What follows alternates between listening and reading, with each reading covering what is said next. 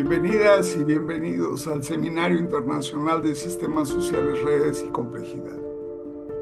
Hoy tenemos el privilegio de escuchar a un pensador que no teme incomodar a la sociología contemporánea para hacerla reflexionar sobre sí misma.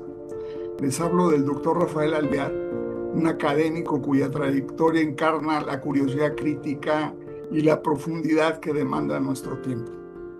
Rafael es sociólogo por la Universidad Alberto Hurtado en Chile, donde se graduó magna cum laude.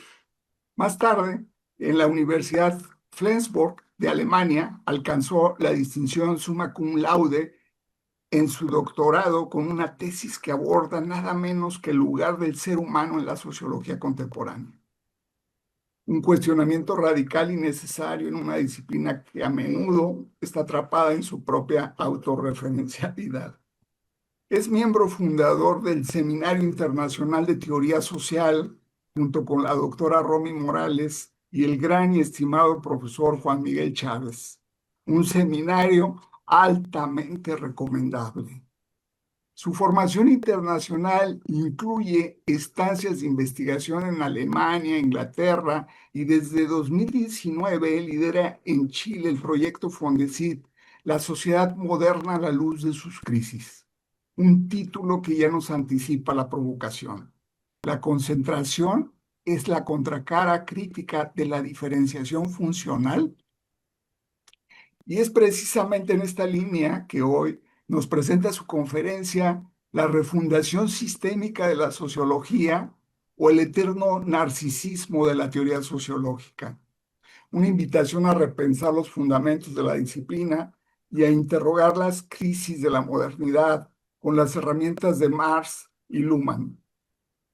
Estoy seguro que sus ideas nos van a desafiar, nos harán dudar y sobre todo nos abrirán nuevas posibilidades de pensamiento.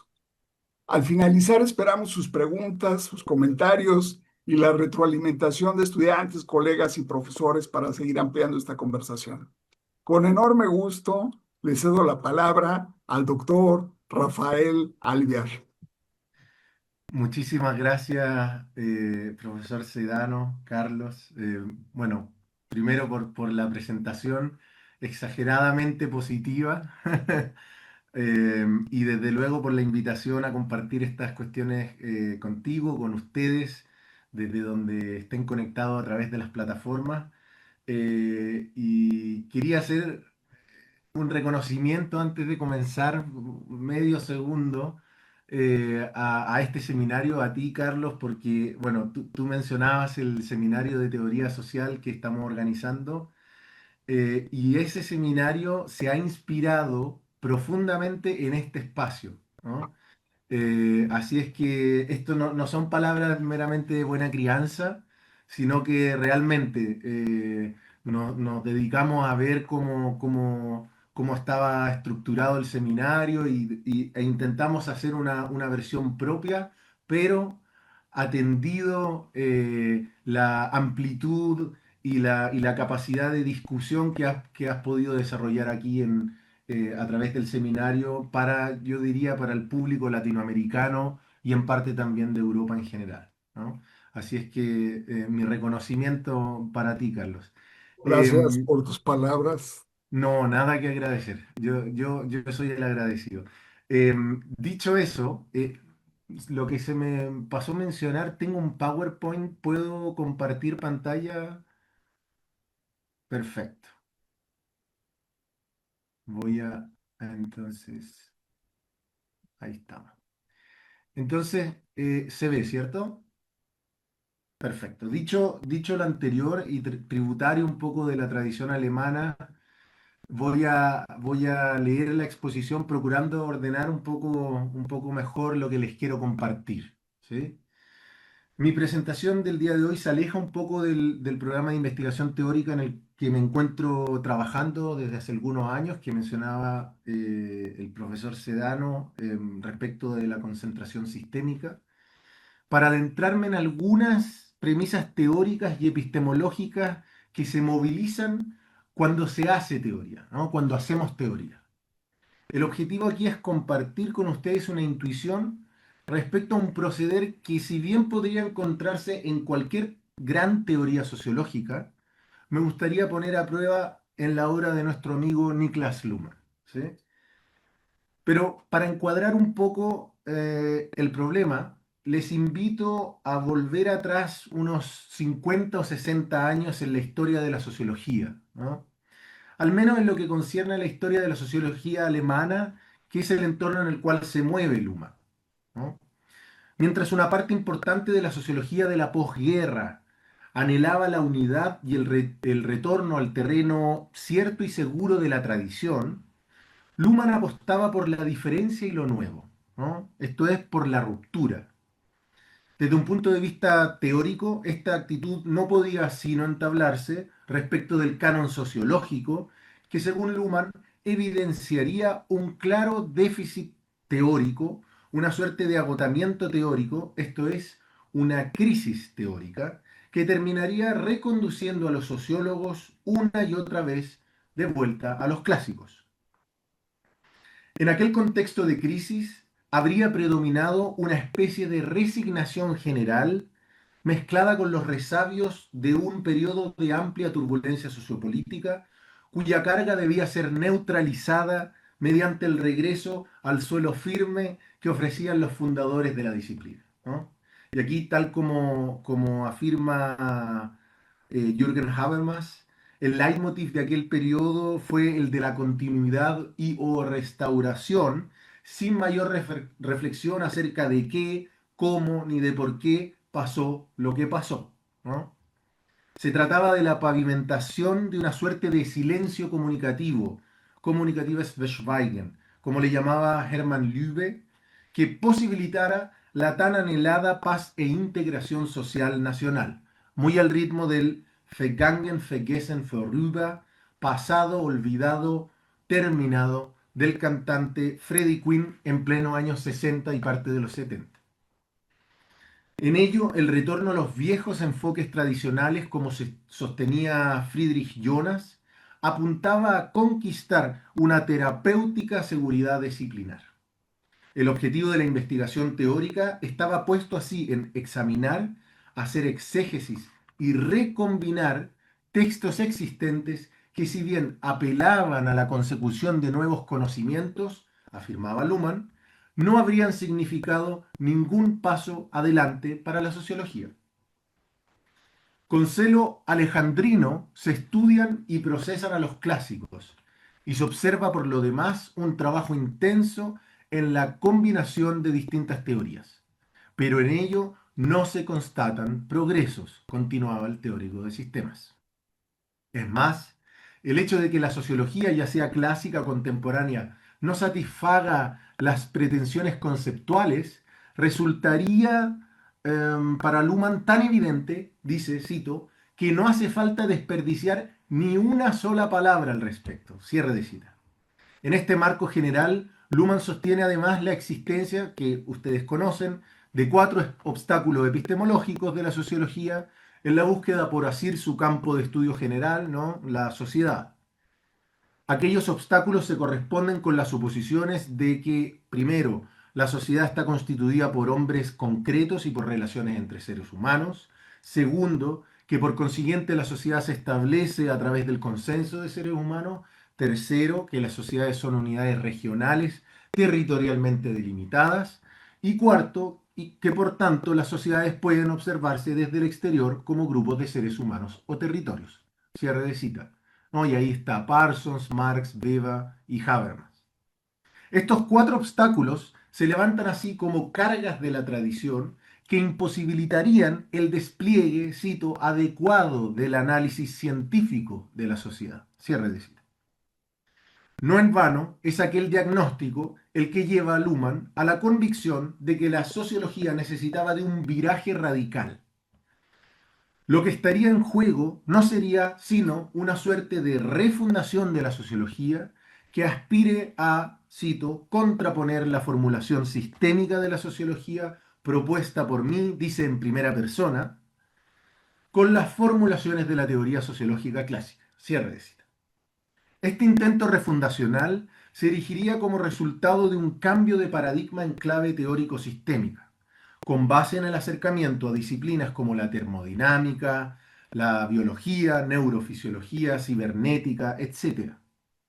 En 1984, en su libro Sistemas Sociales, Lineamientos para una Teoría General, aquel movimiento es anunciado con bombo y platillo. Allí hay dos decisiones teóricas que resultan centrales para aquella cesura. Primero, la introducción de la distinción sistema-entorno, que rompe con el viejo esquema del todo y las partes. Y segundo, la transición de la idea de sistemas abiertos de Parsons a la de sistemas autorreferenciales, apoyándose en el famoso concepto de autopoiesis de Maturana y Varela. Con base en tales decisiones más bien, a lo que se le suma una batería conceptual ad hoc, y elevando a la comunicación como la operación central de lo social, Luhmann desarrollará entonces una teoría que apunta a redirigir a la sociología como disciplina científica. En este marco, comprenderá entonces a la sociedad moderna, en adelante, como una sociedad funcionalmente diferenciada, que se constituye sobre la base de comunicaciones de carácter emergente, como sistema social autopoyéticamente cerrado, a partir de lo cual los sistemas psíquicos, identificados tangencialmente con relación al ser humano, permanecerían en su entorno. Sin embargo, y he aquí la pregunta que moviliza estas reflexiones. ¿Puede Luhmann, con su proyecto teórico, ser tan original como pretende? ¿Está Luhmann en condiciones de romper con la tradición sociológica para efectivamente llevar a cabo una refundación disciplinar?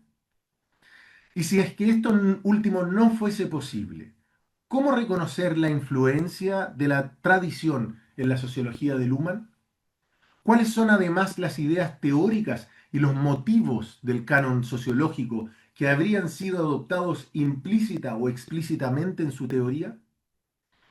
En lo que sigue a continuación, pretendo analizar, en un primer lugar, parte del aparato conceptual de su teoría de sistemas, así como en un segundo lugar, su aspiración misma por refundar a la disciplina como tal. Todo esto en la búsqueda por evaluar sus eventuales ligazones conceptuales y motivacionales con la tradición de la que Luhmann procura alejarse. Sobre dicha base, será posible dar cuenta de una suerte de gesto sociológico general, aquel que se adelanta en el título como narcisismo teórico, relacionado con esta eterna pretensión refundacional que terminaría dialécticamente por situar a Luhmann en un camino de continuidad al interior de la historia de la sociología. Por último, cerraré la presentación con una reflexión final sobre aquel gesto, así como sobre la problemática completa. Y ahora comienzo con el primer apartado sobre la dimensión conceptual. En aras de evaluar la base conceptual del proyecto de Luhmann de refundar la sociología, resulta pertinente examinar parte de su arquitectura teórica para analizar qué tan cercana o lejana estaría de las problemáticas, cuestiones e interrogantes planteadas al interior de la sociología clásica. Al respecto, cabe precisar en todo caso que el objetivo aquí no es identificar si los clásicos emplearon o no determinados conceptos que luego retoma el teórico de sistemas, sino indagar si las interrogantes y las posiciones teóricas subyacentes a dichos conceptos ya estaban presentes en la tradición sociológica o no. Así que ahora comienzo con algunos conceptos y algunas notas al pie para algunos casos donde por tiempo prefiero no profundizar. El primero, ¿no?, sobre el funcionalismo o el análisis funcionalista. Al reparar en el contexto teórico que envuelve a la sociología de Luhmann, resulta oportuno destacar no tanto a la teoría general de sistemas, que cumple un rol desde luego fundamental, sino más bien al funcionalismo, en tanto da cuenta además del método científico del primero.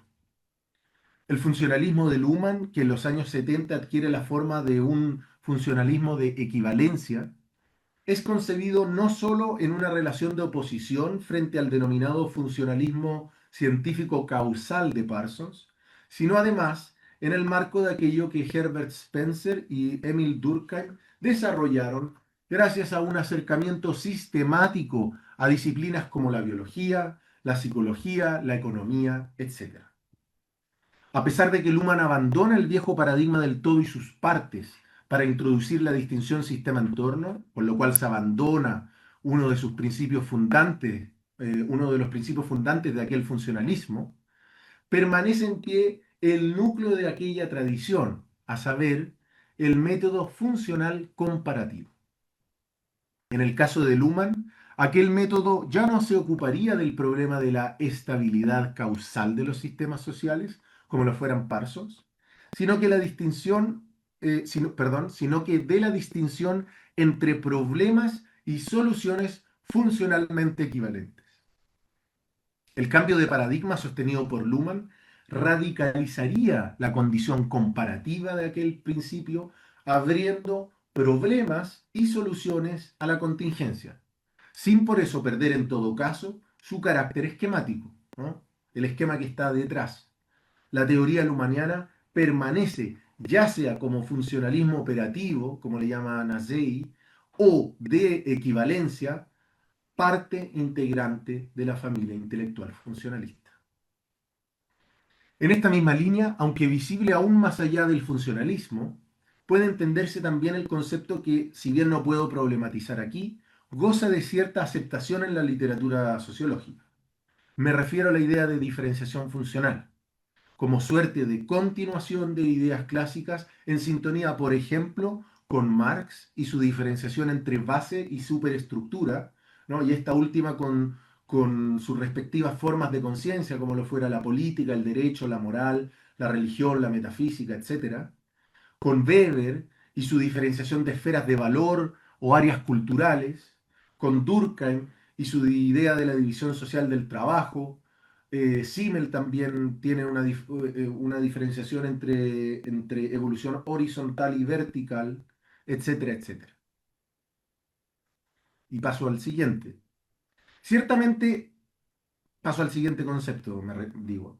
Ciertamente, la abstracción de la distinción sistema-entorno parece carecer de ascendencia directa, más allá de la vinculación con Ludwig von Bertalanffy y para la noción de sistema y con Jacob von Wexkull para la idea de entorno. Sin embargo, la forma principal que ésta adopta en su teoría, es decir, la distinción entre sistemas sociales y sistemas psíquicos, no corre la misma suerte. Sobre todo si se tiene en cuenta a uno de los sociólogos que indirectamente ejerció mayor influencia en la teoría de Luhmann, o en Luhmann. Aquí no me refiero a Parsons, quien de todas formas ya integra en su teoría una diferenciación clara entre sistemas sociales y personales, ¿no? Sino más bien me refiero a Leopold von Wiese. Este renombrado sociólogo de inicios del siglo XX formula ya una diferenciación entre fenómenos sociales y psíquicos, que en su abstracción es comprendida como una distinción entre mundo externo y mundo interno. El diagnóstico de Luhmann, cito, de que el mundo interno del ser humano, a diferencia del externo, no puede ser iluminado, cierre de cita, está así en directa consonancia con la perspectiva de von Wiese y su delimitación de la sociología, cito, en la medida en que ella considera los fenómenos del mundo externo como realidades y no como meros contenidos de los procesos de conciencia, cierre de cita. Por ello, para von Wiese, la esfera de lo social asume un estatus propio, emergente, cito, de tal manera que se presenta de forma completamente diferente a la vida interior de las personas involucradas. Por eso mismo, confundir ambas esferas y explicar lo social a través de la explicación de fenómenos psíquicos es un grave error. Cierre de cita. Y desde aquí hace falta dar solo un paso para arribar al otro concepto que da cuenta del cambio de paradigma y que no abordaré ahora por temas de tiempo nuevamente, como lo es el concepto de autopoiesis.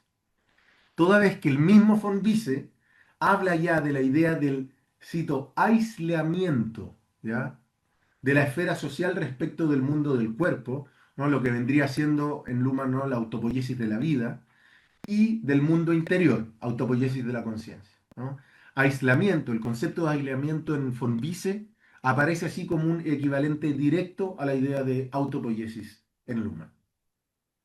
Y paso al siguiente concepto de comunicación. Entendida la realidad social como un orden emergente, autorreferencialmente cerrado, la operación basal que le da vida a la misma, esto es la comunicación, debe corresponderse con la anterior. En aquel marco, Luhmann definirá a la comunicación, en contraposición a las teorías clásicas de la transmisión, como síntesis de tres selecciones, ¿no? Información, acto de notificación y comprensión. El concepto de comunicación de Luhmann carece de correlato en la sociología clásica. Por cierto que en Simmel se encuentra una perspectiva procedimentalmente comparable, en la medida en que la forma de la interacción, ¿no? Aquello que le llama Vergesellschaftung, socialización, es comprendida como una síntesis emergente de los contenidos o materias provenientes de los individuos participantes, con lo cual las selecciones, diría Luhmann, o para Simmel, los contenidos, se someten a la elaboración emergente de la comunicación en el caso de Luhmann y de la interacción en el caso de Simmel. Sin embargo, o más allá de esto, aquel concepto de interacción no alcanza a fingir en todo caso como antecesor directo de la dinámica comunicacional como tal, ¿no? La unidad tridimensional de la comunicación, esto, información, acto de comunicación y comprensión, se asemeja más bien a la estructura del concepto de comunicación de Karl Bühler, quien sostenía ya la existencia de tres funciones internas a la comunicación lingüística, como son representación, expresión y apelación. También se constata una cierta afinidad con el modelo de Habermas, desde luego, ¿no? El cual le agrega la estructura doble del habla, es decir, al contenido proposicional y a la dimensión ilocucionaria de la intersubjetividad, una toma de posición de la forma sí o no basada en la comprensión, ¿no? Y ahí estarían puestos estos tres momentos. Hasta ahí con la idea de la comunicación y paso a otro concepto nota al pie. Esta misma idea de comunicación opera gracias al despliegue de otro concepto en el cual no puedo profundizar aquí, pero que ha sido ampliamente recogido por la literatura.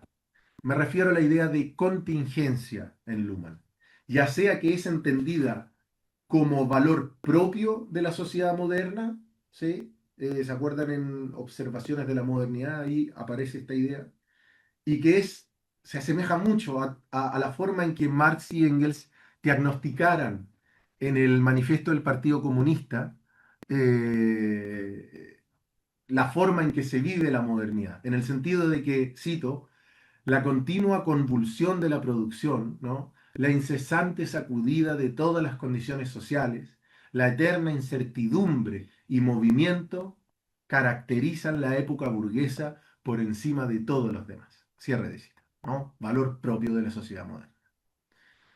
Asimismo, con Parsons y la idea de la doble contingencia con relación a las interacciones visibles entre ego y alter, en tanto que black boxes de la realidad social, etcétera, etcétera, ¿no? Ahí se ve un poco la ascendencia implícita, ¿no? Del concepto de contingencia. Y ahora paso al último concepto que me gustaría mencionar en este raconto conceptual.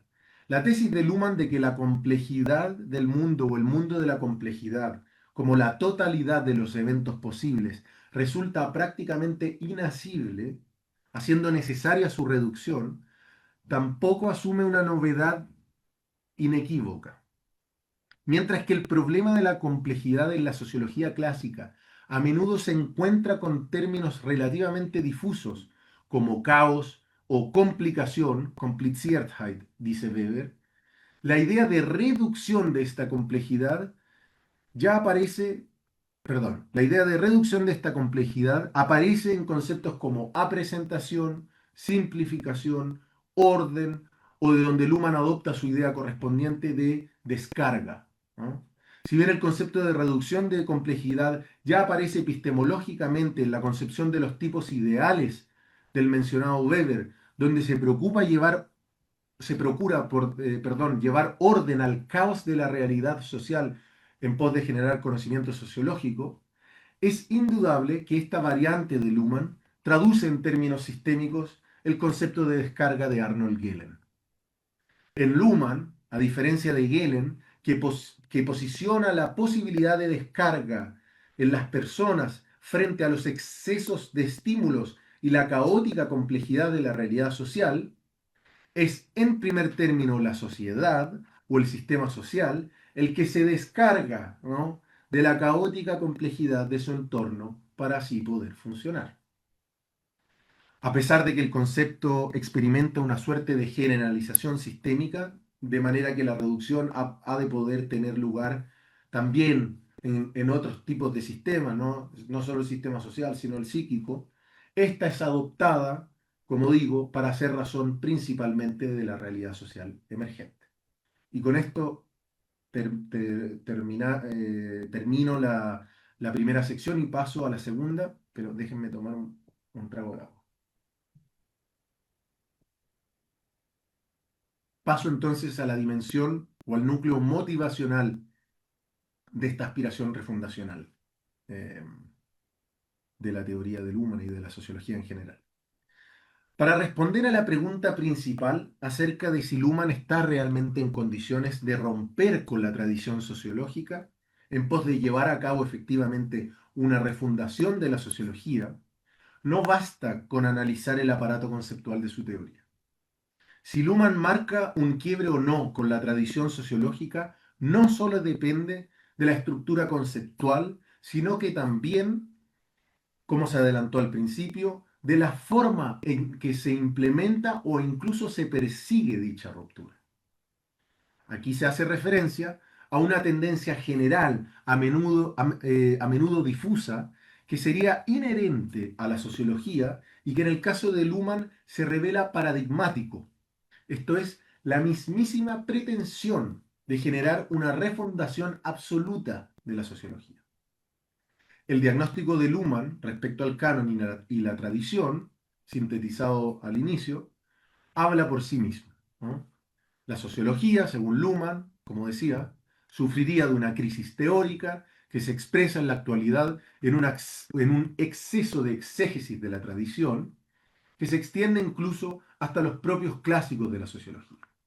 De allí la necesidad de desarrollar una nueva cosmovisión sociológica capaz de refundar esta disciplina, como dice Luhmann, cito, profundamente indisciplinada. Cierre de cita.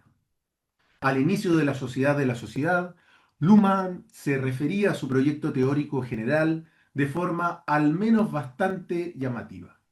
Cito, al ser admitido en la Facultad de Sociología de la Universidad de Bielefeld, fundada en 1969, me encontré con la solicitud de nombrar los proyectos de investigación en los que estaba trabajando. Mi proyecto en aquel entonces y desde entonces fue Teoría de la Sociedad. Plazo, 30 años, costos, ninguno. Las dificultades del proyecto en lo que respecta a la duración habían sido estimadas de manera realista. Cierre de cita. El espíritu de aquella pretensión revela mucho de lo que conecta a Luhmann con la tradición sociológica, aunque ya no en un sentido conceptual, sino que motivacionalmente. Una mirada rápida al impulso intelectual de los clásicos de la sociología muestra inmediatamente cómo prevalece esta búsqueda de originalidad y ruptura con la tradición. En los clásicos. Ya en aquel entonces se apuntaba a categorizar los intentos pasados o incluso presentes de los colegas, ¿no?, coetáneos, como estériles e inválidos, como precientíficos o acientíficos, para sostener entonces que la única solución a este problema podría tener lugar a partir del desarrollo de la propia arquitectura teórica, ¿no?, con un nuevo aparataje conceptual a cuestas, tal como citaba respecto de Luhmann al inicio de esta presentación. En Comte, por ejemplo, la pretensión de una nueva fundamentación general de la sociología tiene un rostro teórico evolutivo, ¿no? El surgimiento del espíritu positivo, anunciado y sostenido por Comte, cuyo núcleo está configurado por la sociología de inspiración científico-natural, se confronta inmediatamente con las etapas teológicas y metafísicas precedentes que se desarrollan de manera propiamente acientífica. Recuerden que Comte sostenía que el espíritu, un poco hegelianamente, y Feuerbach también conecta con esto, se desarrollaba y la reconstrucción general de este desarrollo histórico se subdividía en tres fases, ¿no? La fase teológica, la metafísica y luego la científica positiva, que sería la de la sociología de Comte, ¿no? Como ápice. Allí, al tiempo en que Comte se valoraba a sí mismo como una especie de Newton científico-social, así lo reconstruía Friedrich Tenbruck, concebía a su sistema como, cito, la culminación del conocimiento que comenzara con las ciencias naturales y terminaría por completarse con la ciencia de la sociedad. Cierre de cita. Esta situación mantiene un tenor similar en el caso de Marx, cuyas críticas fueron desplegadas contra la filosofía de la historia de Feuerbach y especialmente de Hegel. El diagnóstico es despiadado también. La crítica alemana, con excepción de sus esfuerzos más recientes, cito, no ha abandonado el terreno de la filosofía. Lejos de examinar sus presupuestos filosóficos generales, todas sus preguntas en realidad surgieron sobre la base de un sistema filosófico específico, a saber, el de Hegel. Cierre de cita.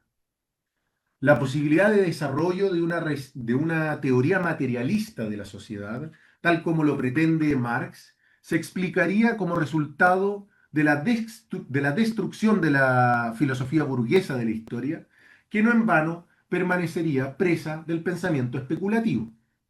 Así, la instauración de la sociología de Marx comenzaría justamente donde termina la filosofía de Hegel, tal como lo sostiene la ideología alemana. Cito, allí donde termina la especulación, en la vida real, comienza la ciencia real y positiva. Las frases sobre la conciencia se detienen, el conocimiento real debe ocupar su lugar. Cierre de cita. Casi 50 años después, el diagnóstico y su resolución procedimental parecen repetirse en los marcos de la teoría comprensiva de la acción. Para Weber, la sociología se encontraría en una situación incierta, de la que solo se puede escapar con una nueva orientación a través de, cito, la exigencia de formación de mejores conceptos y de la estricta separación entre conocimiento empírico y juicio de valor. Cierre de cita. En este contexto, Weber apela al desarrollo de conceptos y métodos como los de la acción social y los tipos ideales, respectivamente, toda vez que llevarían cientificidad a lo especulativo, poniendo, cito, orden en el caos en el que está envuelto el estado actual de nuestro conocimiento y las estructuras conceptuales disponibles. Cierre de cita. En una carta a Robert Liefman de 1920, Weber escribe claramente en primera persona. Cito, si yo soy sociólogo, según mi certificado de empleo, es esencialmente para poner fin a la empresa todavía obsesionada que trabaja con conceptos colectivos o colectivistas. Cierre de cita. El objetivo de Weber residiría en alejarse de la práctica acientífica de la sociología, sostenida aún por lo que, sostiene serían los, cito, logros diletantes de ingeniosos filósofos sociales, para así finalmente, ¿no? Y esa es la promesa, tratar a la sociología de manera estrictamente objetiva y científica. Cierre de cita. Así como en los casos de Marx y Weber, la filosofía vuelve a funcionar como contrarreferencia para Simmel. Filosofía, metafísica y especulación son los nombres son los nombres de lo que se clasifica como acientífico y que a menudo surge en la sociología como el resultado de, cito, el carácter insatisfactorio y fragmentario de los hallazgos individuales. Cierre de cita. La cientificidad prometida y deseada se cumpliría entonces, una vez más, solo a través de, cito, la protección contra las preguntas infructuosas y el carácter aleatorio de la formación de conceptos científicos. Cierre de cita. el principal reproche se dirige contra conceptos como sociedad e individuo, que carecerían de un mínimo de cientificidad y por tanto deberían ser dejados de lado. Otros conceptos formulados por Simmel, como el de interacción, socialización, contenido, forma, etcétera, ¿no?, que mencionaba hace un ratito, estarían en condiciones de corresponderse con aquellas pretensiones, y cito, y así asegurar el estatus de ciencia exacta. Cierre de cita. Al respecto, tal como Simmel junto con Durkheim y Marcel Mauss expresaran en el prefacio programático del primer número de la Année Sociologique, no sé cómo decirlo en francés, pero espero se entienda, esta revista de fines e inicios de fines del siglo XIX e inicios del siglo XX. Esta afirmación es de 1898.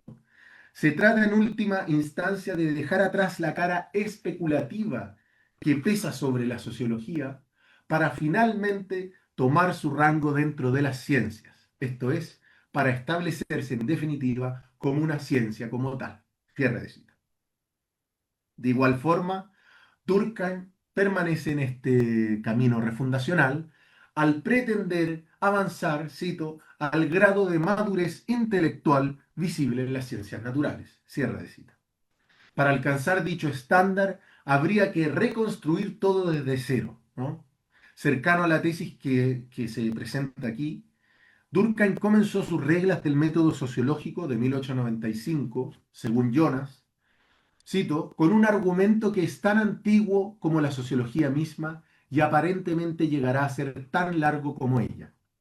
Allí afirma que hay que alejarse de las sugerencias del sentido común, es decir, de las teorías de otros sociólogos, y liberar la verdadera naturaleza de la problemática social. Cierre de cita. Con estos otros sociólogos, Durkheim no solo se referiría a Jean-Jacques Rousseau y Adam Smith, sino también a Comte, a Spencer, a Simmel, bueno, también está ahí Hume, quienes permanecerían estrechamente vinculados al pensamiento filosófico y o sociológico, psicológico social, sin entender, cito, que el sociólogo trabaja científicamente y no es un místico. Cierre de cita. Con el objetivo de desempeñarse estrictamente en el campo científico, la ciencia debe crear entonces, cito, nuevos conceptos para evitar los puntos de vista convencionales y sus palabras. Cierre de cita. Y con ello poder abordar los hechos que forman el núcleo del campo de la sociología.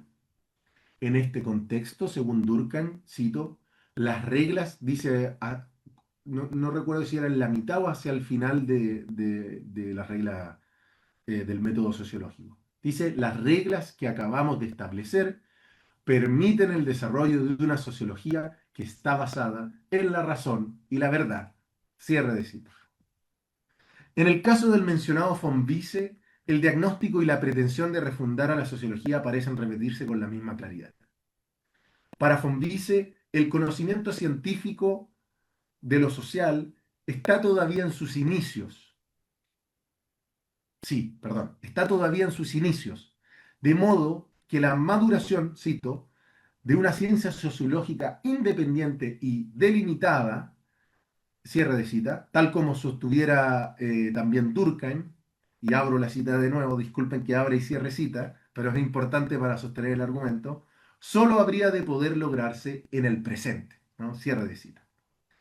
Al apostar, según él, por comprender científicamente el campo de lo social, von Wiese se diferenciaría de otras sociologías como las del propio Durkheim, de Scheffler, de Comte, de Marx y de Spencer, entre otros. Para von Wiese, los tres últimos en particular mostrarían una primacía de las leyes históricas, haciéndolas incompatibles con el desarrollo, cito, de una sociología sistemática y volviendo indispensable la generación de medios correspondientes de expresión lingüística, ¿no? Cierre de cita. ¿A qué se refiere él? A conceptos adecuados y científicos. Se trata de desarrollar una nueva teoría que aborde lo social de forma estrictamente científica, lo cual solo sería posible a través de una exclusión de lo filosófico y de la introducción de un nuevo aparato conceptual, ¿no? Con conceptos tales como proceso social, distancia, espacio y figura social, etc. Y es que solo a través de una refundación del pensamiento sociológico que la sociología podría abandonar su incertidumbre y lograr de una vez por todas, cito, el reconocimiento de su estatus como ciencia individual e independiente. Cierre de cita. Y con esto se termina la segunda sección y paso a la tercera, pero permítanme nuevamente tomar un trago de agua.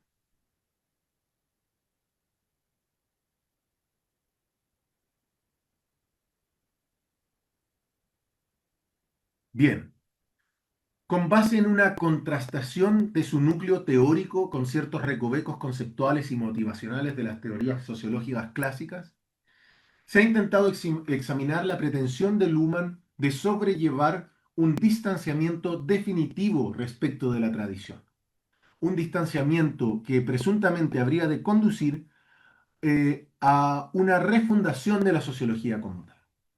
Por una parte, al examinar aquí parte del aparato conceptual de Luhmann, se ha hecho evidente que no se puede hablar simplemente de una ruptura carente de una cierta continuidad. Aun cuando la teoría de Luhmann adopta características particulares, esta sigue manteniéndose, por ejemplo, dentro de los límites de la herencia funcionalista típicamente clásica. Asimismo, los diversos conceptos e ideas que se encuentran a la base de la observación sociológica de Luhmann, como la distinción entre sistema social y sistema psíquico, el orden autopoyético de la realidad, el concepto de comunicación, la contingencia, la reducción de complejidad, la diferenciación funcional, etc., se corresponden con cuestiones o posiciones teóricas que están contenidas, al menos de manera difusa, para ser solidario, al menos de manera difusa, en las teorías de los clásicos de la sociología. El desarrollo conceptual de los clásicos, así como también del pasado reciente de Luhmann, que según este habría estado, cito, completamente estancado, cierre de cita, actuaría por tanto como una suerte de constreñimiento conceptual, direccionador, ¿no? Solo después de que una cosa o un elemento se ha vuelto más o menos claro, este puede entonces expresarse luego en otro lenguaje, ¿no? En este caso, en un lenguaje teórico sistémico, ¿no? Pero es porque esa cosa ya estaba, ¿no? Por otra parte, al evaluar la esfera motivacional, se torna evidente que la misma búsqueda de una refundación de la disciplina, que surge con especial fuerza en Luhmann, no supone ninguna novedad. En cada clásico de la sociología, así como en muchas corrientes sociológicas contemporáneas, desde Parsons hasta Habermas y entiendo también Latour, no solo se puede reconocer un intento de encaminar a la sociología hacia una nueva dirección, ¿no? Mediante un paquete conceptual de alta novedad, sino también constatar un diagnóstico más o menos común de que la sociología se encontraría en un momento crítico o al menos decisivo como casi nunca antes. Allí, el pasado disciplinar se revela a menudo como una carga cuyo peso podría ser finalmente dejado de lado gracias al levantamiento del proyecto teórico propio. Más allá de si aquel pasado adopta los contornos de la metafísica, de la filosofía y o de la filosofía social, entre otras, queda claro que emerge allí una suerte de delimitación que distingue lo sociológicamente científico de lo acientífico. Tal como Anthony Giddens ha señalado con respecto a los clásicos, se trata del levantamiento de una línea divisoria, ¿no? Así le llama, línea divisoria, que separaría la prehistoria de la teoría, aún atada a las especulaciones filosóficas, respecto de la teoría de la sociedad, cito, como ciencia independiente. Cierra de cita.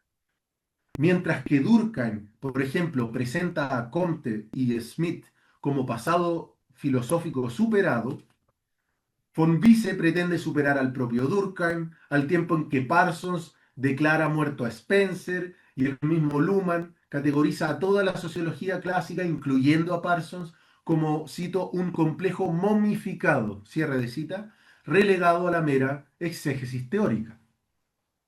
Así, cabe repetir la pregunta orientadora nuevamente. ¿Está Luhmann entonces en condiciones de romper con la tradición para luego llevar a cabo su pretendida refundación de la sociología? Al conectar la dimensión conceptual con la motivacional, es posible acercarse aquí a una respuesta que claramente niega aquella pretensión. O permítanme sostenerlo así, aunque suene patudo, como decimos, llevándonos a una interpretación posterior que dirige la atención hacia una suerte de gesto sociológico general que residiría a la base de dicha aspiración refundacional en cuanto tal. Con este gesto se hace referencia aquí al espíritu interno de aquella pretensión, a saber, al narcisismo teórico, a veces más claro, a veces más difuso, que se constata en Luhmann, pero que no se limita exclusivamente a su teoría. Y aquí hago un paréntesis porque estoy justamente diseñando, lo podemos conversar después, eh, o pensando, todavía no llego a diseñar, pero pensando una suerte de librito que incluya esto que estamos trabajando, que estoy trabajando sobre Luhmann, pero donde se tematicen, ¿no?, el narcisismo teórico que mencionaba al pasar de los clásicos y de otros sociólogos, ya de manera más al detalle, ¿no? Para hablar entonces del narcisismo teórico de la sociología o del narcisismo de las teorías sociales en general. Prosigo, ¿no? Se trata más bien eh, de una característica fundamental de la disciplina, al menos de su dimensión teórica, que tiende a desechar el pasado disciplinar, erigiéndose como única solución, y que corre el riesgo de cercenar el principio científico-metodológico del falibilismo. Esto no significa, quiero decirlo muy claramente, que Luhmann o los clásicos de la sociología asuman que se pueda alcanzar una especie de verdad interna o última, ¿no? En la ciencia, dice Weber, cito, todos saben que lo que se ha trabajado quedará obsoleto en 10, 20 o 50 años. Cierre de cita. No obstante, es claro también que el movimiento narcisista de sus teorías parece considerar aquel falibilismo, ¿no?, esto de que en algún momento dejen o sean superadas por nuevas teorías, digamos, de forma temporal, ¿sí? Entonces, consideran aquel falibilismo como un principio que actúa así, pero con posterioridad y a distancia, ¿no? En un futuro lejano, ¿no? Sin comprender que el mayor problema de la sociología consiste, dice de Ten Broek, en la ilusión de desarrollar una teoría definitiva de la sociedad, como, cito, si finalmente pudieran triunfar las argumentaciones y teorías correctas. Cierre de cita. Esto último sería justamente el resultado de la confusión de creer que uno se encontraría en una posición de observación inmejorable y que el falibilismo nuevamente actúa solo en un futuro desconocido, ¿no? Todos sostienen, ¿no?, que su teoría es la teoría, ¿no? Es la teoría que refunda a la disciplina, y si son preguntados de si esto va a ser verdad sacrosanta hasta el infinito, dirán, no, esto es, en algún momento se superará, ¿no? Pero esa humildad siempre queda de lado, ¿no? Primero se trata de una refundación plena. Bueno, y este es un problema además que se recrudece, ¿no?, en la creencia cuasi teológica de los llamados discípulos teóricos, tal como se observa en marxistas, habermasianos y, por cierto, lumanianos. Así, y a pesar de su declarado constructivismo teórico, Luhmann parece no hacer más que imitar la convicción que ya es conocida desde hace mucho tiempo en el pensamiento sociológico, a saber, que el desarrollo teórico tiene más sentido a través de las distinciones desarrolladas desde la propia perspectiva que desde la de los demás, ¿no? Luhmann siempre citaba varias veces, decía, eh, se critica al resto y se justifica a uno mismo. Ese es como mecanismo general en las teorías. Así entonces, dialécticamente, cuanto más quiere Luhmann distanciarse de los clásicos de la sociología, más se acerca a ellos. Y ojo, esta situación, por cierto, puede ser detectada también en la filosofía, ¿no? Richard Rorty ya ha señalado cómo diferentes filósofos se consideran a sí mismos como verdaderos representantes de la tradición filosófica en, en contraposición a sus precedentes directos, ¿no? Mientras Hegel aparece como crítico de Kant, Nietzsche como crítico de Hegel y Heidegger como crítico de Nietzsche, finalmente Derrida surgiría como crítico de Heidegger, ¿no? Habermas expone también, a su vez, un movimiento dialéctico similar en su libro Conocimiento e Interés, ¿no? Mientras muestra allí cómo Hegel supera a Kant y Marx a Hegel, este último aparecería siendo superado por la síntesis bidimensional trabajo-interacción defendida por el mismo Habermas, ¿no? Así, la atracción por la negación carece de punto de final.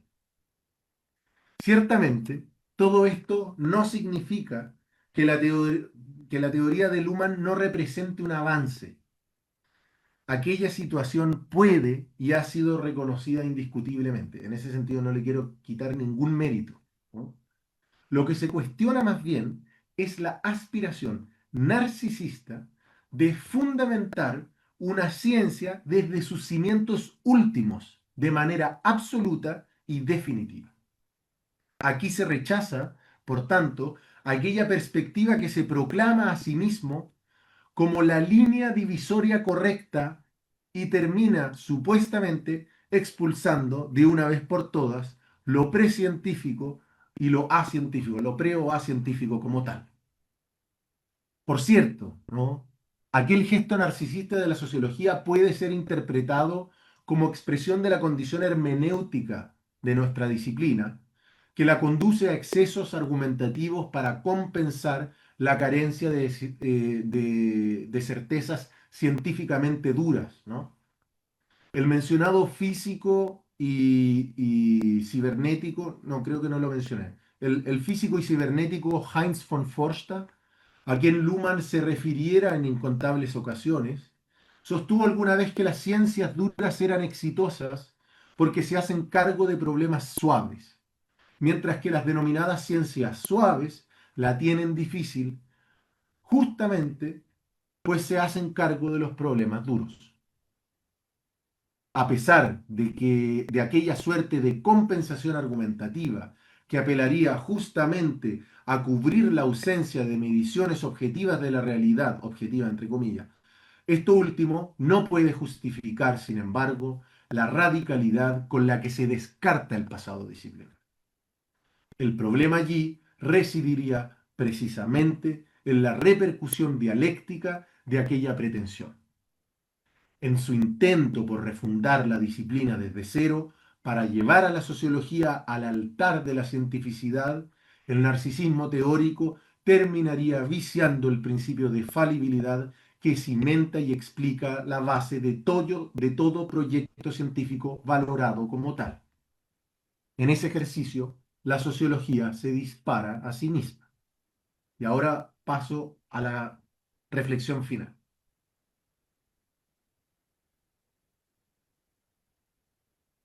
A partir del retorno a algunos rincones teóricos de los principales clásicos de la sociología, que forman parte del ideario general de la teoría de Luhmann, usualmente como objeto de crítica, se ha pretendido poner en cuestión la pretensión de este último de desarrollar una real o definitiva refundación disciplinar.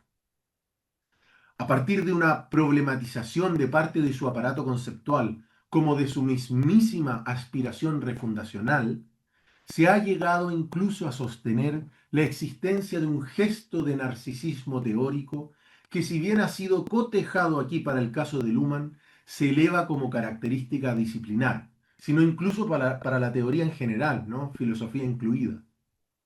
Esta característica reside grosso modo en la aspiración de la teoría de refundar desde cero a la sociología. Esto es, mediante una construcción conceptual presuntamente inédita, a la vez que a través de un distanciamiento radical respecto del pasado disciplinar. La promesa, bueno, lograr aquello que la disciplina no habría logrado en el pasado, para así elevar a la sociología nuevamente a este altar de cientificidad definitiva. A este problema se ha referido en parte el mencionado Ten Broek, crítico radical de la sociología, en su famoso libro, lo voy a citar en alemán porque entiendo que no está en español, Die unbewältigten Sozialwissenschaften oder die Abschaffung des Menschen, que sería algo así como las indomables ciencias sociales o la abolición del ser humano, de 1984. Es un librazo. Para Ten Broek, la ciencia social, y en particular la sociología, se transformó en un quehacer teórico indomable en virtud de su pretensión de ofrecer sin cesar, cito, un sistema sociológico nuevo, una nueva teoría de la sociedad que en tanto que certera vendría a reemplazar la falsa, cuestión que solo sería plausible de enmendar mediante la renuncia al proyecto mismo de generar una teoría definitiva de la sociedad. Cierre de cita. Es decir, no una teoría de la sociedad, una teoría definitiva de la sociedad. Sin duda, este tipo de advertencias que estamos realizando aquí no están libres de redundar en el absolutismo criticado, ¿no? Me podrán contraargumentar, en el sentido de proscribir una forma única y correcta de desarrollar teoría. El riesgo del auscultamiento del narcisismo reside justamente, del narcisismo teórico, ¿no? Esto no es psicología, reside justamente en suponer una vez más la adopción de una posición de privilegio desde el cual se puede observar todo con mayor altura de miras. Por ello, la crítica al narcisismo teórico ha de tener que lidiar con la tentación de extender un narcisismo de nuevo cuño que, disfrazado de ropajes de humildad epistemológica, provea de nuevas prescripciones totalizantes. Sin embargo, es quizás la constatación de esto último lo que puede abrir una vía de tránsito, un camino dado no tanto por la renuncia a tal o cual proceder teórico, como por la aceptación de la inscripción de aquella ambición como parte del quehacer disciplinar como tal, poniendo entonces aquella pretensión totalizante entre paréntesis, hasta nuevo aviso, ¿no? Así, en la búsqueda por alcanzar hoy en día cierta originalidad, pareciera recomendable partir de la convicción de que la ruptura con el pasado disciplinar marca justamente la continuación respecto de la misma, ¿no? Pura dialéctica.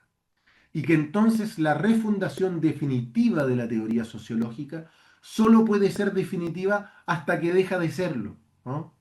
Muy probablemente, a la vuelta de la esquina, a la vuelta de la página, ¿no? Si no incluso antes. Esta premisa está arraigada en el espíritu de la mencionada idea del falibilismo, que no en vano ha sido un elemento endémico del pragmatismo. Si sin embargo se toma la posición contraria, la situación parece tan clara como desconcertante. Aquí, disculpe que no está claro en el timbre, aquí se trataría nada menos que del eterno retorno de la atractiva pero ingenua creencia de que incluso en pocos años se puede lograr de forma individual lo que la disciplina no ha podido lograr en siglos. Muchísimas gracias por la atención, por la paciencia y bueno, muchas gracias la posibilidad de compartir esto con ustedes. Excelente e interesantísima conferencia, Rafael. Nos has dado una conferencia muy atractiva. Eh, por favor, quien tenga comentarios, preguntas, los compañeros, los colegas, estudiantes, profesores, las estamos esperando. muy rica la crítica, me parece muy importante, hoy más que nunca. Muchas gracias. Fíjate que, y bueno, todavía no tenemos comentarios o preguntas. Me voy a permitir iniciar. Eh, en el 91 tuvimos la fortuna en México de tener al profesor Luhmann en la Universidad Iberoamericana. Estoy hablando de Ah, hace más de 30 y tantos años. Y pues nos dio una conferencia precisamente sobre los capítulos de este texto. Las uf. mañanas de 10 a 2 puntualísimo, ¿eh? Llegaba a las 10, se salía a las 2 y nos daba, pues imagínate, un curso cerca de 40 horas, 2 semanas. Y en las tardes daba también cursos en diferentes universidades, no en la Iberoamericana, en la UNAM, en la UAM, acudía a dar conferencias por las tardes. Y Oh, pues los que increíble. estábamos interesados lo andábamos siguiendo en distintas universidades y en la Iberoamericana en las mañanas.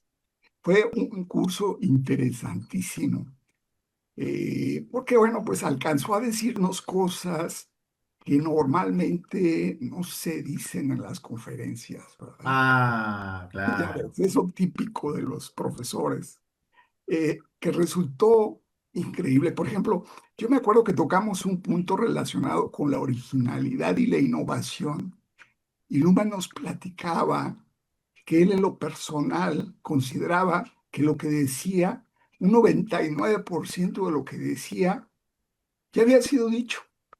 Mira, Es decir, caray, de pronto alguien como Luhmann, del peso de Habermas, de la capacidad de los grandes teóricos, que te dijera eso sobre la innovación y la originalidad de su sí, obra, impresionante. era impactante. Nosotros nos quedábamos así como que el 99% de su propuesta ya está en la sociología, ¿no? Eso nos sorprendió mucho.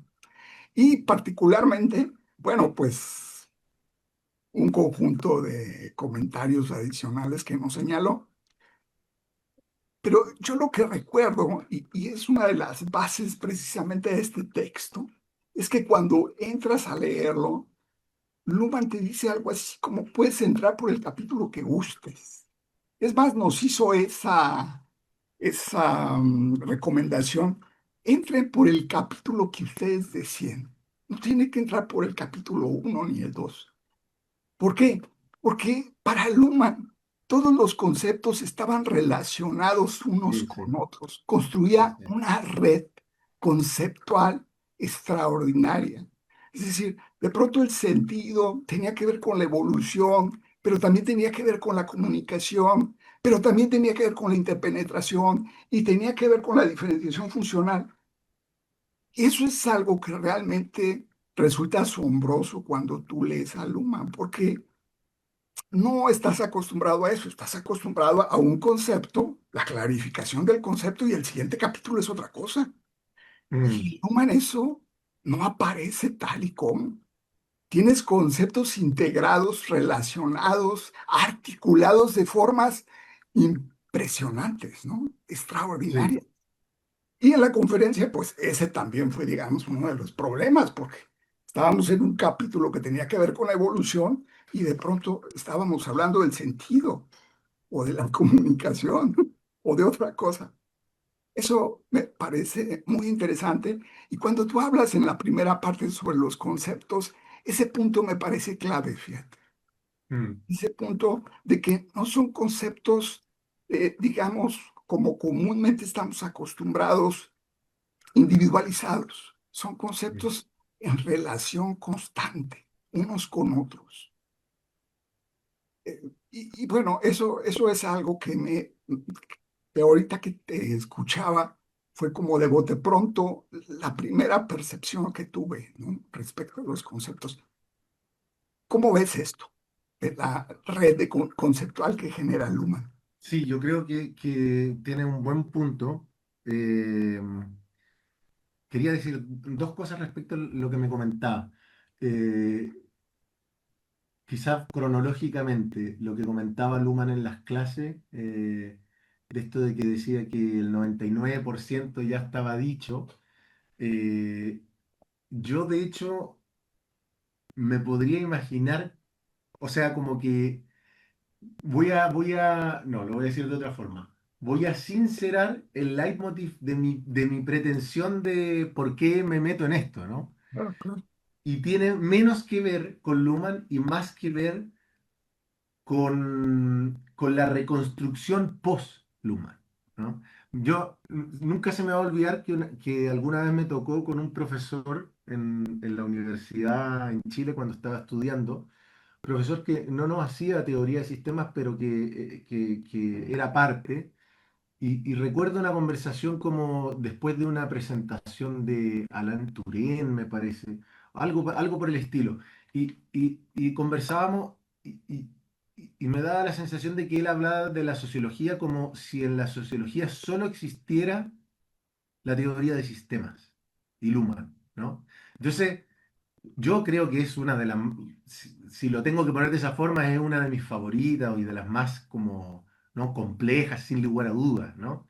Pero sí me sorprendió y después lo pude reconocer en parte en algunos lugares en Alemania, como esta misma sensación de que para alguna gente que es como que solo existiera, ¿no? La teoría de Luhmann y que todo lo demás entonces no. Y mi intención era entonces eh, como rescatar primero la contribución de los clásicos eh, y rescatar otra cara de Luhmann.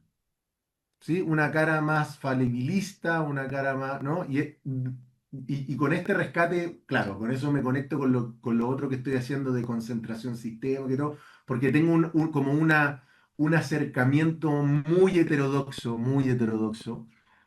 con la teoría de Luhmann, pero sí, y ese gesto, en todo caso, eh, em, claro, en general, post es mayor que incluso con los autores, ¿no? Los autores en general son más humildes, ¿no? Pero sí me da la sensación de que no deja de haber siempre un dejo de, que lo entiendo también, porque en el fondo hay que plantear la teoría y hay que ser atractivo para el resto, ¿no? Entonces, si voy y abro un libro diciendo todo lo que voy a decir aquí ya fue dicho, bueno, cierro el libro y me voy, ¿no? Entonces, lo entiendo, ¿no? Pero como parte de este juego de argumentos y palabras, diría de que es una característica muy inmanente de nuestras disciplinas teóricas, ¿no? En Marx es lo mismo. Yo mencionaba que Comte se veía como Newton, Spencer también. Y Comte se veía a tal nivel como Newton que terminó fundando una iglesia. ¿Ya? La Iglesia de la Humanidad se llamaba. Entonces, digamos, hay como, y Marx a veces firmaba como Yahvé, o sea, como hay una especie, allá hay una tendencia, una deriva media narcisa, no en términos psicológicos, sino como que la operatividad te empuja, ¿no? Eso respecto de lo primero. Y lo segundo, yo creo que ahí tienes un punto que me gustaría, eh, si es que logro desarrollar el libro, me gustaría tematizarlo, porque me parece que ahí sí, creo que no es la única teoría, la de Luhmann, la que logra generar un entrelazamiento conceptual, pero sí es cierto que tiene, claro, o sea, yo creo que ahí hay un logro que es evidente también, de cómo logra entrelazar, eh, cuajar conceptos tan diferentes de ciencias y disciplinas tan diferentes como el sentido en Husserl y la autopoiesis de la vida de Maturana. O sea, es decir, eso es una. Yo creo que en ese sentido que Luhmann tiene una creatividad impresionante. Impresionante, sí, sí. Una creatividad en el buen sentido de la palabra, ¿ah? Porque esto supone romper un poco con los esquemas y las camisas de fuerza de la heurística particular, ¿no? Tenemos comentarios, varios, fíjate. Qué bueno. La doctora Sandra Soria Cortés de la Universidad de la UNAM. Mucho Nos gusto. dice, ni es absoluto ni es definitivo el planteamiento de Luhmann. De ahí el errado ángulo de desarrollo de la ponencia. Ujú. No es una intención del punto y aparte, de no vínculos con lo pasado de la teoría reconocidos o no. No es una refundación desde cero, solo es una observación no totalizante, ni única, ni central, ni privilegiada. Solo es una observación del mundo, entre otras. Y como la ponencia no maneja la observación de la observación, no se da cuenta de que el narcisismo es aplicable a la misma ponencia que denuncia erradamente el supuesto narcisismo de la teoría de Luhmann, ya que criticando al otro Luhmann se busca justificar a sí mismo.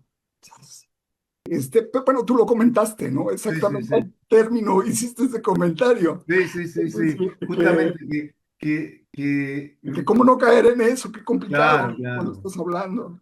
Eh, Tienes dos más. ¿Quieres que te las lea o contestas estas? ok, no sé cómo prefieras tú. Como tú estés, como te sienta mejor. Ok, ya, quizás diría respecto a esto último, por cierto que nadie está libre de caer en el narcisismo teórico, lo mencionaba hacia el final. Creo que quizá un antídoto es la humildad epistemológica, por eso es que mi intención hacia el final era incluso ponerme a mí mismo dentro, ¿no? Poner esta misma ponencia dentro de la posibilidad de ser cuestionada como narcisismo, como parte de este gesto narcisista, ¿no? Y con eso no tendría como problema en el sentido de que creo que el quid el tema del asunto sería realzar la aceptación, ¿no? Asumirla, digamos, ponerla sobre la mesa, ¿no? Diría eso. Y respecto de que Luhmann no haya buscado una refundación, yo tengo otra perspectiva. A inicios de sistemas sociales, en el prefacio, lo dice declaradamente, ¿no? Y habla de cambio de paradigma, que no es solamente un cambio de paradigma, sino que tiene una perspectiva refundacional. Por eso es que dice, y por eso la cita del principio, decía, yo, claro, acá está la cita, lo que estaría de juego sería una refundación de la sociología que, cito, aspira a contraponer la formulación sistémica de la sociología propuesta por mí, primera persona, eh, con las formulaciones de la teoría sociológica clásica. Cierra ese. Entonces, por cierto, que creo yo que hay un hálito refundacional, hay un intento por alejarse de la tradición. La crítica respecto de la exégesis de la tradición está en todo, diría, está de manera transversal en Luhmann. Recomiendo también el libro donde está citado esto y donde está, yo diría, el corazón del argumento es Arquímedes un Vía. No está en español, pero está en alemán, libro de 1987, que es un libro de entrevistas. Y ahí le preguntan y dice, no, a veces leo a Marx, a veces leo a no sé cuánto, pero mi intención es romper con la tradición sociológica. O sea, esa inspiración refundacional está, tenemos una visión diferente. Yo, digamos, he tratado de argumentarla con citas, ¿no? Para que se vea de dónde viene, para que se vea que no es una afirmación al voleo. Y lo último que quería decir es algo, o lo puedo decir después, que tiene que ver con esto, que es el problema del concepto de crisis y la crítica de Luhmann a la teoría crítica. Pero lo puedo decir después. Con- Muy bien, muy bien. Tienes otro comentario de ya. el doctor Ángel Gutiérrez. Dice, ya había leído tu artículo y me encantó. Aprovecho para hacer la pregunta por la noción de narcisismo, pues Luhmann nunca renegó que era importante la tradición para comprender cualquier propuesta sociológica contemporánea, y la discusión sobre los obstáculos epistémicos la realiza de la mano con Bachelard, justamente con el objetivo de generar nuevas aproximaciones teóricas, casi como una apropiación. Luego, el código del estatus en el sistema de la ciencia no es también un resultado recursivo, es decir, de ejemplificación? Podemos observar la influencia, por ejemplo, con trayectorias de vida, de la conciencia de otro o en el teorizar. ¿Mm? Está bueno el comentario. Muchas gracias. ¿Cómo se llama Alejandro? Se llama Ángel Gutiérrez. Ángel Gutiérrez, perdón. Ángel Gutiérrez. Muchas gracias, Ángel Gutiérrez. Me encanta el concepto de obstáculo epistemológico. ¿Me permiten ser un poco provocador? Me encanta el concepto de obstáculo epistemológico porque es plenamente normativo. ¿Por qué es normativo? Porque cuando uno habla de obstáculo, de impedir, la pregunta es, ¿qué es aquello que se obstaculiza? ¿No? Y uno podría pensar, ¿qué es lo que se obstaculiza? El normal despliegue de la ciencia, ¿no? Entonces Luhmann nos dice, para un despliegue efectivo, ¿no?, de la ciencia sociológica, necesitamos quitarnos estos obstáculos. Es decir, nos proscribe una forma de hacer sociología, lo que está muy bien, ¿no? Pero es parte de este hálito refundacional. Y si uno mira los obstáculos epistemológicos, los cuatro, tienen nombre y apellido, ¿no? El que la sociedad está constituida por hombres concretos y por relaciones entre seres humanos, el que por consiguiente la sociedad se atraviesa a través del consenso de los seres humanos, Habermas, ¿sí? El consenso de los seres humanos, ese es Habermas. El que las sociedades son unidades regionales territorialmente delimitadas, me parece que era, uy, se me pasó, creo que era Marx, me parece, o Parsons, sí, porque el que las sociedades pueden observarse desde el exterior como grupos de seres humanos o territorios, me parece que ese era Parsons. Ahí hay un artículo que les recomiendo del que mencionaba Carlos, Juan Miguel Chávez, donde hace una pequeña reconstrucción al inicio del artículo sobre la estela de Leipzig, donde muestra cuáles son los clásicos criticados en los obstáculos epistemológicos, ¿no? Es decir, ahí está muy bien explicado, no recuerdo bien cuál era cuál, ¿no? Pero en el fondo, los obstáculos epistemológicos, ¿sí?, son ejemplificaciones de Luhmann de los errores conceptuales en las formulaciones teóricas de la tradición disciplinar, que han impedido nuevamente, obstáculo epistemológico normativo, un normal despliegue científico. ¿Sí? Eh, por eso la idea por eso el vínculo entre obstáculo y refundación, porque habidas cuentas que están estos obstáculos, con la teoría de sistemas propuesta por mí, dice Luhmann, primera persona, vamos a sacar esos obstáculos y llevar a la ciencia sociológica a su despliegue definitivo, ¿no? Ese sería como un poco mi provocante respuesta, si me lo permite el colega. Bueno, fíjate que hay una continuidad al comentario de Ángel Gutiérrez. Dice justamente lo que comenta el profesor Sedano. En uno de sus cursos finales, Luhmann hace el comentario sobre la teoría como parodia, Ah. pero también que la observación de segundo orden es tóxica. ¿Qué opciones de teorización restan ante estos esfuerzos de refundación? ¿También es de Ángel? Sí, Está buenísimo el comentario. Me lo anoté porque no tenía la teoría como parodia. Me encantó. Y la segunda parte, ¿me podría responderla? claro. Repetir, perdón. Dice también que la observación de segundo Ah, orden eso era la es observación de tóxica. segundo. Sí, yo creo, bueno, no recuerdo si era sistema social o teoría, la sociedad de la sociedad, dice Luhmann, la observación de segundo orden es una observación de primer orden sobre observadores, ¿no? Entonces, digamos, lo que está un poco aquí, y estoy totalmente de acuerdo con el comentario, totalmente de acuerdo, es nuevamente un hálito, ¿no? De esto de que uno está en una posición de observación con mayor altura de miras que el otro, ¿no? ¿Y cuál es mi problema? Ya, si me permiten hablar, sí, ya con pleno desparpajo, uno podría decir, bueno, este sociólogo generó un quiebre disciplinar, pero ese comentario se debe hacer a post. y no, creo yo, ¿no? No cuando uno está desarrollando y proponiendo ese supuesto quiebre, ¿no? Digamos, ahí es donde la humildad epistemológica, que sería la respuesta para el final del comentario del colega, juega un rol. Yo creo que el desafío para quizás no necesariamente eludir el riesgo del narcisismo teórico, pero para lidiar con el narcisismo teórico, es asumir una humildad epistemológica radical.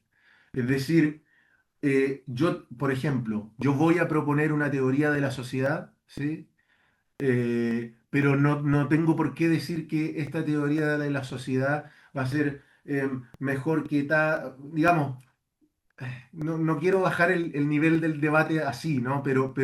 Digamos, no es necesario, creo yo, tener que auto ponerse sobre el altar en contraposición con los colegas coetáneos o el pasado disciplinar y sencillamente descartarlo como, cito, momificado, como le llama Luhmann. Dice momificado, ¿no?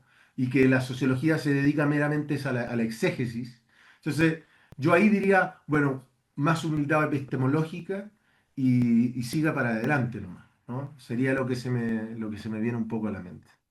Pero sobre este punto que está señalando, el concepto de refundación me parece muy interesante tal y como está planteado, pero me parece que también podría ser una reconstrucción de la sociología o un reensamblar con la tour de la sociología.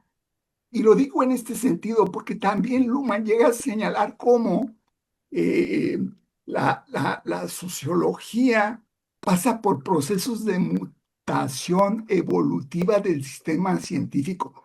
También Sí, la sociología como disciplina muta, mm, es sí, decir, se totalmente. transforma evolutivamente y respondiendo a perturbaciones ambientales, crisis epistemológicas, crisis teóricas, crisis metodológicas, crisis sociales, y que en mucho provienen de este proceso de variación de lo que ya está, o sea, un reconocimiento de la variación, Parsons, Schutz, eh, los diversos autores que se encuentran en la disciplina, una selección que parte de la disolución y la recombinación y una reestabilización. Y en esta medida, me parece que Luhmann es muy interesante cuando habla de la refundación o el reensamble o la reconstrucción disciplinar, como también le da un sentido dentro de su propia teoría como modelo, como forma evolutiva, es Sí, decir, como un proceso evolutivo que me parece enriquece también mucho su teoría. Es decir, porque te lo pone como ejemplo, ¿no? sí, O sea, finalmente, contingencia de Parsons, pues, cómo la trabaja el sentido en Weber, en Luhmann, que es totalmente diferente el sentido de Weber en términos de acción afectiva, tradicional, carismática, racional, para grupos o sujetos, individuos, y cómo el Luhmann el sentido tiene que ver con esta eh, innovación, el cambio dentro de las organizaciones y dentro de los sistemas, no desde un paradigma antropocéntrico, sino principalmente reconstructivo y constructivista. También nos permite ver otra fórmula de entender la refundación, sí, pero que efectivamente también aparecen estos puntos que tú marcas, ¿no? sí, yo creo que ahí hay una buena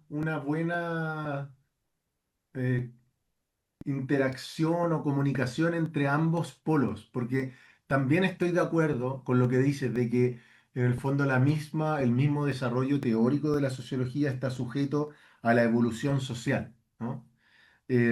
Y en ese sentido, ¿no? A mí, por ejemplo, esa trilogía de variación, selección, reestabilización me encanta. Más allá de que yo le pondría a la selección, le pondría una cuota de lucha, voy a ponerlo en clave marxista, pero de luchas, conflictos. O sea, la selección no cae del cielo, ¿no? Pero dicho eso, eso me parece muy bien. Mi punto sería que si lo vamos a traducir evolutivamente, ¿no? Entonces cada variación, perdón, sí, cada variación reestabilizada es una refundación, ¿no? Porque es evolución, ¿no? Y claro, uno podría decir, bueno, en ese sentido, claro, es una refundación que podemos aceptar procedimentalmente, ¿no? Porque opera con los mecanismos. Pe- eh, pe- y en ese sentido estoy de acuerdo. Lo, o sea, como con este nivel, como decía antes, de la interacción, con ese polo estoy de acuerdo. El polo que yo he tratado de alumbrar o de iluminar es que una cosa es la variación objetiva del espíritu objetivo, dirán los hegelianos, de la cosa, y otra cosa es cómo yo me veo dentro de esa variación de la cosa. Y ahí es donde yo observo un narcisismo teórico, ¿sí? Que intenta ponerse en el ápice de esa variación, olvidando que esa variación mañana concluye ¿no? tu refundación, ¿no? De que tu refundación llega hasta 2 días más, hasta 5 años más, hasta 10 años más. Entonces, por eso mencionaba a Weber cuando decía, bueno, cualquier sociólogo sabe que en 10, 20 o 50 años lo que se expuso como verdad científica queda obsoleta. Mi punto es, bueno, me da la sensación que estos sociólogos siempre piensan demasiado hacia 50, 100 años, ¿no? Entonces, como tratando de patearlo, ¿no? Aquí está la novedad, ¿no? Entonces, Marx, lo mismo, donde empieza la ciencia, donde empieza la realidad material, comienza el conocimiento científico, ¿no? Y ese espíritu me parece que es muy, muy propio de nuestra disciplina. Em, ¿Tienes más comentarios? Sí, yo ¿Cómo iba a andas de decir, tiempo? perdón, ¿Cómo andas de tiempo? yo ando bien de tiempo, no sé cómo andan ustedes. Muy bien, ¿no? Sí, perfecto. Te decía que tenemos otros comentarios. Ah, por favor, por favor. Mariano Palamidesi, de Argentina, dice, ¿por qué negar a Luhmann el gesto popperiano de la falsación de ciertos entendimientos de otros autores? Y hace una pregunta adicional. ¿No es lo que Becker plantea respecto de los límites de Luhmann para entender la sociedad actual? Eh, ¿Puedes repetirme, perdón, de nuevo lo de Becker? ¿No es lo que Becker plantea respecto de los límites de Luhmann para entender la sociedad actual? Yo, o sea, muchas gracias por el comentario, primero que todo. Creo que también tiene un buen punto. Respecto de los límites de Luhmann para comprender la sociedad actual, creo que todos los sociólogos siempre van a tener límites. sobre- por cierto, cuando pasa el tiempo, más allá de que uno podría pensar de que los clásicos de la sociología, y Luhmann es un clásico, paradójicamente se convirtió en lo que se quería alejar, ¿no? Pero es un clásico porque pasa el test de la blancura del tiempo. Eso no quiere decir que las teorías sean, digamos, puestas a rajatabla para 50 años después y apliquen como si nada hubiese pasado, ¿no? Pero siguen vigentes de alguna forma, sus preguntas, algunas distinciones siguen vigentes, por eso Marx sigue vigente, ¿no? Respecto de la falsación de otros autores, me parece, me parece muy bien dicho como fórmula, pero yo no creo que Luhmann haya hecho una falsación de lo del resto de los autores. O sea, no he visto en Luhmann un libro sobre teoría sociológica clásica donde dice, bueno, vamos a someter a crítica o apartados donde haya sometido a crítica de manera radical a los clásicos. Sí hay, por cierto, textos, ¿no? Por ejemplo, la división social del trabajo en alemán que salió en Surkamp, el 1996, viene con un prólogo de Luhmann y entonces Luhmann habla de Durkheim y se mete y habla, siempre hay mucha remembranza, ¿no? Pero, pero poco profundización al detalle, ¿no? Entonces, decir eso falsificación me parecería mucho, ¿no? Yo creo que más bien es como él dice, contraposición, ¿no? Yo me contrapongo con mi teoría de sistema a lo que ustedes han hecho, más que falsificar, ¿no? Con Marx es lo mismo. Les recomiendo también Observaciones de la Modernidad. Ahí hay una página como 25 30. Hay como 5 o 6 páginas donde habla de Marx y es una joya, ¿no? Y explica por qué Marx es tan importante para la sociología, porque desmonta un poco las explicaciones naturalistas de la sociedad y nos hace entender que lo que ocurre en la sociedad obedece a la sociedad y no a entes externos, ¿no? Entonces, como que yo diría que si bien Luhmann se hace cargo o menciona algunos clásicos, no se hace cargo de manera profunda, con excepción probablemente de Parsons, ¿no? Que ahí sí está ilustración sociológica, ahí sí hay muchos artículos donde discute largamente a los clásicos, a Parsons, digo. Mm, excelente. Pues no tenemos otras preguntas. ¿Me permite Claro, por mencionar lo de la supuesto, crisis y crítica? Esto que voy a mencionar por supuesto. probablemente va a salir pronto en Alemania en un artículo, no en extenso, lo voy a desarrollar en el extenso, pero tiene que ver con la crítica de Luhmann a la teoría crítica, ¿no? Ujú, Y que para mí esto es otro ejemplo del narcisismo teórico. Luhmann sostiene al final de La Sociedad de la Sociedad, búsquenlo, está hacia el final, pueden buscarlo en PDF, ahí ponen crisis y lo van a encontrar. Dice que, irónicamente, que las crisis son estados temporales, dice, mofándose un poco de la teoría crítica, eh, indeseados, estados temporales indeseados, y no debemos perder las ganas no debemos perder, dice, el espíritu para cambiarlas, ¿no? O para modificarlas o para lidiar con ellas. Hay que cambiar, ¿no? La sociedad. Lo dice de otra forma, pero ese es ¿no? Y menciona las crisis acá, las crisis como estados temporales. Todo en un apartado irónico respecto de la teoría crítica. Porque en el fondo la teoría crítica querría entonces solucionar, modificar aquellas crisis de la sociedad, aquellos estados temporales indeseados para poder lograr la salvación, ¿no? General, ¿no? Para ponerlo muy, muy metafóricamente hablando. ¿Y cuál es mi punto?